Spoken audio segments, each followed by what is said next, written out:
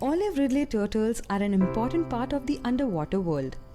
But since the last decade, the population of these turtles has gone down because of loss of habitats and reckless fishing.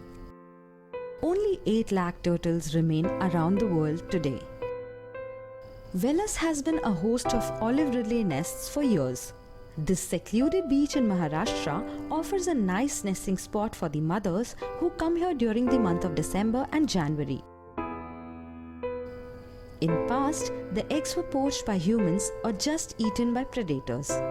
But now the tides have changed.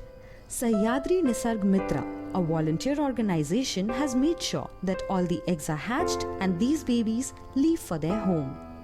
This group protects the eggs and puts them in safe enclosures so that they are not attacked by the predators. Velas now hosts a number of tourists who come here to watch these babies leave for their homes. Contribution from tourists also helps the volunteers gain funds for future campaigns. As responsible tourists and travelers, it is important for all of us to keep our beaches clean. Small contributions will help in preserving the marine world and ensuring a better future.